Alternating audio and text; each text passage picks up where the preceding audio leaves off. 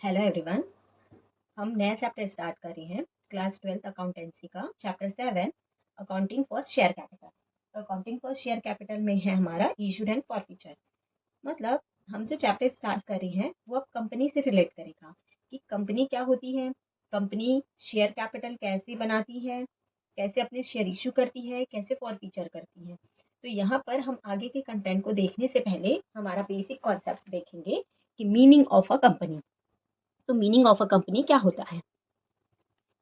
तो आपका company is a group of person who have join hand together for common purpose incorporate और the process of law. It is an artificial person which is separate from its member. The liability of its member is limited. It has a common seal. It's called company.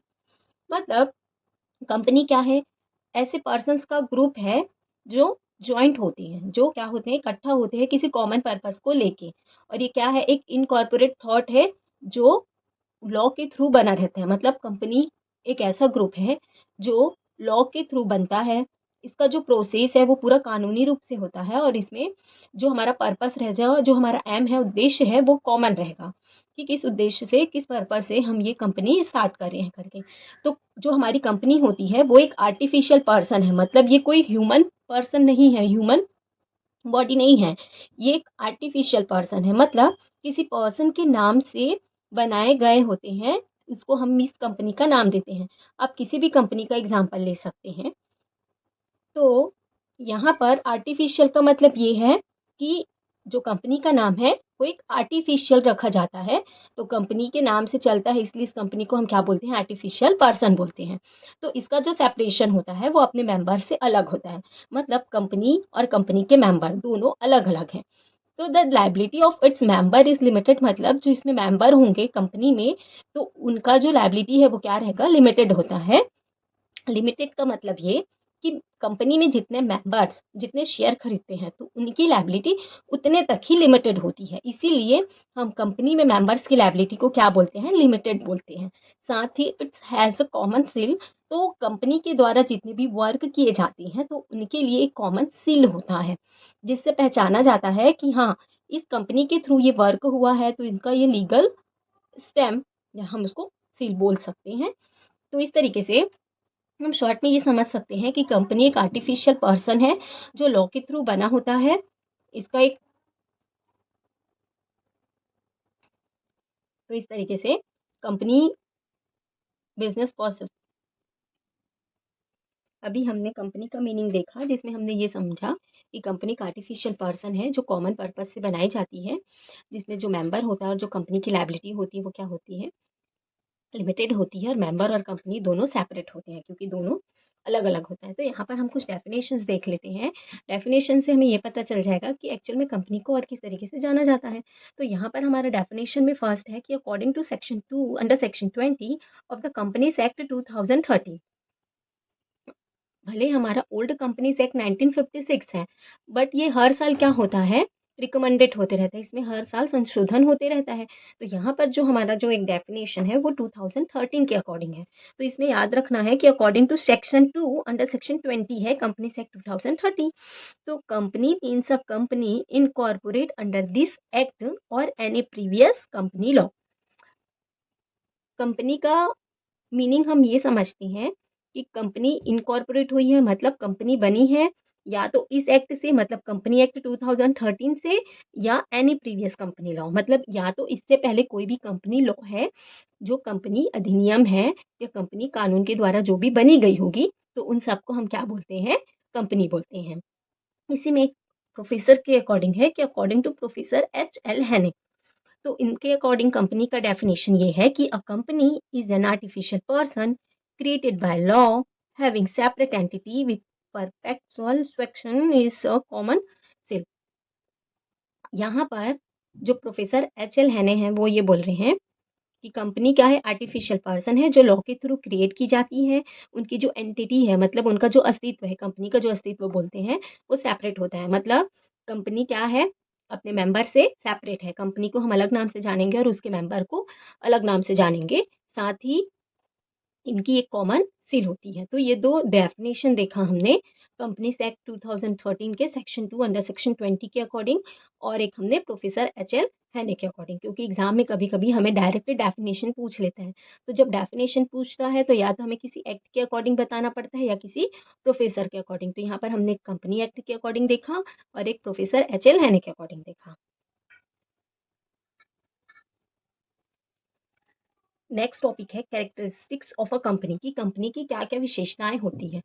इनसे हम company के details समझ सकते हैं। तो यहाँ पर first point है हमारा लीगल आर्टिफिशियल पर्सन। जो कंपनी होती है वो लीगल आर्टिफिशियल पर्सन होता है।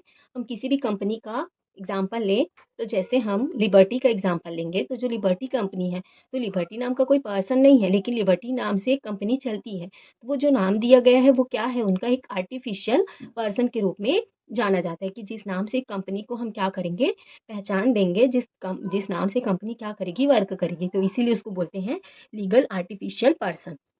नेक्स्ट है लिमिटेड लायबिलिटी। तो लिमिटेड लायबिलिटी का मतलब ये है कि जो हमारी कंपनी होती है उसमें जितने भी मेंबर होते हैं, जिसको हम शेयर होल्डर भी बोल सकते हैं, तो जिनके पास जितने शेयर होंगे तो उनकी लायबिलिटी सिर्फ उतने तक रहेगी, तो उसको लिमिटेड लायबिलिटी बोलते हैं। तो यहाँ पे लायबिलिटी का मतलब ये है, मान लो कोई पर्सन है ए, जिसके पास मान लो कंपनी के 500 शेयर हैं, और कोई दूसरा पर्सन है बी, जिसके पास कंपनी के 200 शेयर हैं। तो यहाँ पर ए पर्सन के पास 500 शेयर है, बी पर्सन के पास 200 शेयर। अगर कंपनी को फ्यूचर में लॉस होता है तो उनकी लायबिलिटी कितनी रहेगी, ए को 500 शेयर डूब जाने तक की लायबिलिटी रहेगी और बी को 200 शेयर डूब जाने तक की लायबिलिटी रहेगी। तो इस तरीके से इसको हम बोलते हैं लिमिटेड लायबिलिटी। मतलब जिस भी शेयर होल्डर के पास जितनी कैपिटल रहेगी तो उनकी लायबिलिटी भी कितनी रहेगी, उतनी ही रहेगी। इसीलिए जो कंपनी का कैरेक्टरिस्टिक्स है उसको हम लिमिटेड लायबिलिटीज बोलते हैं। नेक्स्ट पॉइंट है सेपरेट लीगल एंटिटी का मतलब इसमें ये है कि कंपनी अपने पर्सन से सेपरेट होती है। अगर मान लो कोई कंपनी होती है, तो कंपनी में अगर जितने भी पर्सन्स हैं, जितने उसके मेंबर हैं, या किसी भी रीजन से वो पर्सन्स या मेंबर्स नहीं रहते हैं, फिर भी वो कंपनी समाप्त नहीं होगी, क्योंकि कंपनी क्या है, एक आर्टिफिशियल पर्सन है। किसी पर्सन के डेथ होने से कंपनी पर कोई भी इफेक्ट नहीं पड़ता है, इसीलिए उसकी क्या है, लीगल एंटिटी होती है। नेक्स्ट पॉइंट है परपेचुअल संसेशन। इसका जो अपना स्वयं का अस्तित्व होता है, जो कंपनी होती है उसकी स्वयं की अस्तित्व होती है, वो खुद के नाम से जानी जाती है, खुद के वर्क के नाम से जानी जाती है। किसी पर्सन के नाम से कंपनी को पहचान की ज़रूरत नहीं होती। कंपनी क्या करती है, अपने वर्क करवाती है, तो अपने वर्क के थ्रू उसका क्या होता है, एक अलग अस्तित्व बनता है। नेक्स्ट है ट्रांसफ़र टू शेयर। जो कंपनी होती है अपने शेयर ट्रांसफ़र कर सकती है। मतलब कंपनी को कैपिटल की आवश्यकता होती है, कैपिटल की ज़रूरत होती है, तो वो अपने कैपिटल को क्या करती है, इश्यू करती है, शेयर करती है। तो यहाँ पर जब कंपनी शेयर इश्यू करती है, तो पर्सन्स जिनको कंपनी के शेयर परचेज़ करने होते हैं, तो वो पर्सन परचेज़ करते हैं। तो साथ ही अगर किसी को कंपनी के शेयर नहीं रखने होते, तो वो दूसरे पर्सन को क्या कर सकते हैं, सेल करते हैं, जिसको हम यही वर्ड यूज़ करते हैं ट्रांसफ़र टू शेयर। मतलब कंपनी के शेयर को क्या किया जा सकता है, ट्रांसफ़र किया जा सकता है। नेक्स्ट पॉइंट है कॉमन सेल। तो कंपनी का एक कॉमन सेल होता है। जितने भी डॉक्यूमेंट होते हैं, जितने भी लीगल फॉर्मेलिटीज़ होती है, कंपनी जितना भी वर्क करती है रिटर्न बेस पे, तो उन सब में कंपनी का एक कॉमन सील बना होता है, वो लिखा होता है। तभी तो ये प्रूफ रहता है कि ये जो वर्क है, ये लीगल जो फॉर्मेलिटीज़ है वो किसके थ्रू हुई है, कंपनीज़ के थ्रू हुई है। साथ ही जितने भी बैलेंस शीट्स वगैरह है, जितने भी डेटास वगैरह है कोई भी कंपनी का, तो वो जब पब्लिकली इश्यू करता है तो उसमें भी कंपनी के सील लगे होते हैं, ताकि कोई फेक कंपनी तो नहीं है। तो यहाँ पर जो कंपनी का सील होता है वो लीगल होता है, रजिस्टर्ड होता है। नेक्स्ट है डेमोक्रेटिक मैनेजमेंट। डेमोक्रेटिक मैनेजमेंट का मतलब इसमें ये है कि यहाँ पर हम खुद शेयर होल्डर कंपनी के मेंबर होते हैं, तो उन मेंबर के द्वारा ही चुना जाया रहता है। तो यहाँ पर जो मैनेजमेंट होता है किसी एक पर्सन के थ्रू नहीं होता, सभी पर्सन मिलकर जो अपना मेंबर चुनते हैं शेयर होल्डर, उनके थ्रू वर्क होता है। तो यहाँ इसलिए ये हमारा क्या है, डेमोक्रेटिक मैनेजमेंट है। नेक्स्ट पॉइंट है नंबर ऑफ मेंबर्स। तो कंपनी के नंबर ऑफ मेंबर्स कंपनी के टाइप पर डिपेंड करता है। अगर पब्लिक कंपनी होती है तो मिनिमम 7 मेंबर चाहिए और मैक्सिमम पर कोई भी लिमिटेशन नहीं होता। लेकिन अगर प्राइवेट कंपनी है तो प्राइवेट कंपनी में मिनिमम 2 मेंबर चाहिए, मैक्सिमम आपका 50 या 200, जो भी कंपनी के अलग अलग रूल्स। और अगर बैंकिंग कंपनी है तो उसमें मैक्सिमम 10 मेंबर होते हैं। तो यहाँ पर हमारा जो नंबर ऑफ मेंबर्स है वो कंपनी के टाइप पर डिपेंड करता है। नेक्स्ट पॉइंट है ओनरशिप ऑन प्रॉपर्टी। तो यहाँ पर ओनरशिप ऑफ प्रॉपर्टी किसका रहता है, ये हमारा आर्टिफिशियल पर्सन का, मतलब कंपनी का। जितने भी कंपनी की प्रॉपर्टी होगी उस पर किसका राइट होगा, आर्टिफिशियल पर्सन, मतलब जो कंपनी का रजिस्टर्ड पर्सन है, मेंबर है, ओनर है, उसका रहता है। लास्ट है आपका डिसोल्यूशन बाय एक्ट। तो जिस तरीके से जो कंपनी होती है वो लॉ के थ्रू बनती है, लॉ के थ्रू फॉर्मेशन होता है, तो उसका डिसॉल्यूशन भी कैसे होता है, लॉ के थ्रू होता है। हम किसी भी कंपनी को एक रिटर्न बेस पे ये नहीं बोल सकते कि ये कंपनी समाप्त हो गई है। इसका एक पूरा लीगल प्रोसेस होता है, तो उस तरीके से कंपनी को क्या किया जाता है, समाप्त किया जाता है। Thank you.